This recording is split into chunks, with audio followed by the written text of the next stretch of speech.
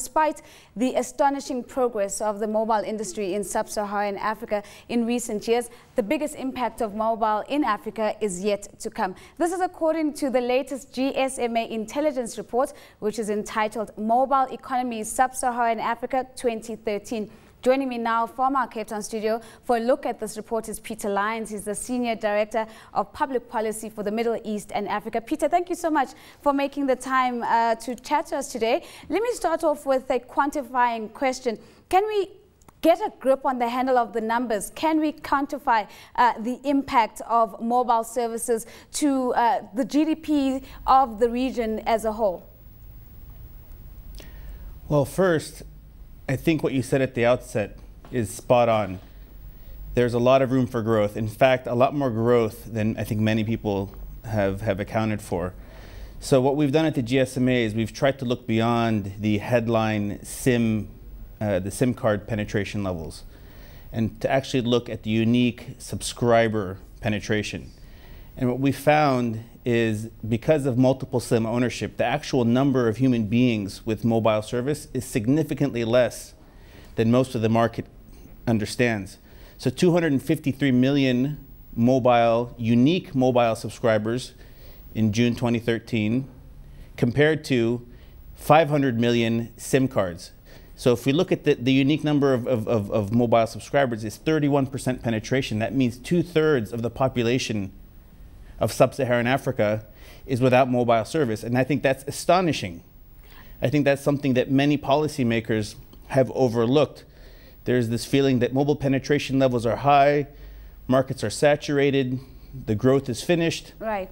I think what we're finding is that there's a lot of growth that remains, but to get to that growth, I think is going to be much more difficult and challenging for the industry. I think the remaining 2/3 will be much more difficult to reach than the first 1/3. But in economic terms, we know that in 2012, the mobile ecosystem contributed about 60 billion in GDP to the region. We know that there's about 3.3 million jobs directly attributed to the mobile ecosystem. So in terms of operators and vendors, airtime resellers, mobile money agents, that number is expected to rise to 6.6 million by 2020, and the total contribution will go from 60 billion in GDP in 2012 to 119 billion, accounting for 8% of GDP in 2020. Now, just for some comparison, in Latin America, it's about 4% of GDP. In Asia Pacific, it's about 1.4% of GDP. So I think it's very clear that the mobile industry plays an important role in the economy, but that role has yet to even be felt.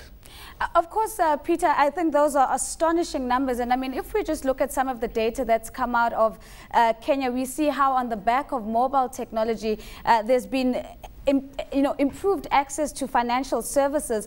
But there's always been that relationship between mobile technology and development goals. But if we look at the region, do you think that sub-Saharan governments have leveraged as much potential as possible from mobile technology to meet development goals?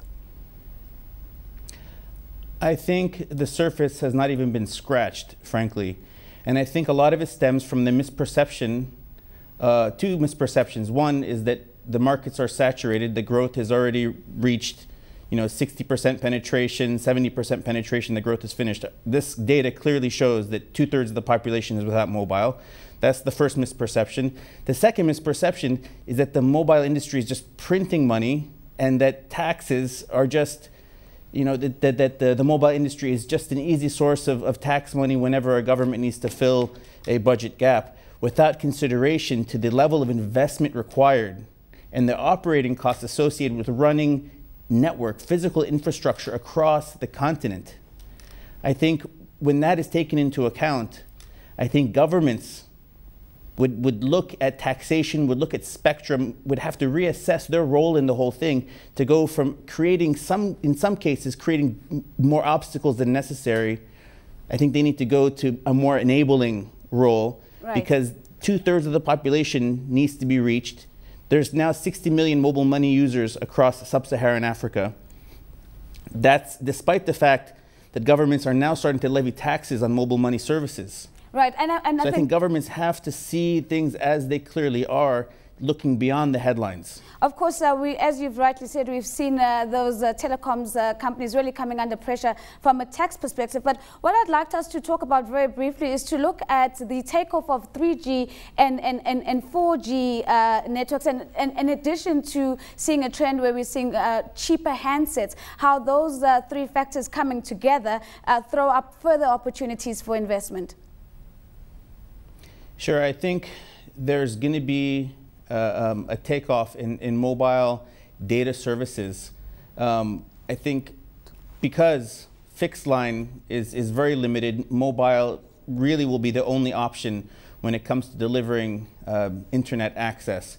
Now, across Sub-Saharan Africa, we have about an 8% 3G penetration. This is compared to a global average of about 26%. Now, the cost of 3G devices, we are seeing 3G smartphones starting to come into the market below $50. I think we have to reach a level below $30 per device to actually make it, to reach that sweet spot in terms of the price point that the really low income subscribers would be able to afford. I think in addition, to reach those subscribers, you have to look beyond 3G. You have to look to 4G as well. You have to look to the lower frequency spectrum bands, because most 3G happens at 2.1 gigahertz. That's where the service is typically delivered.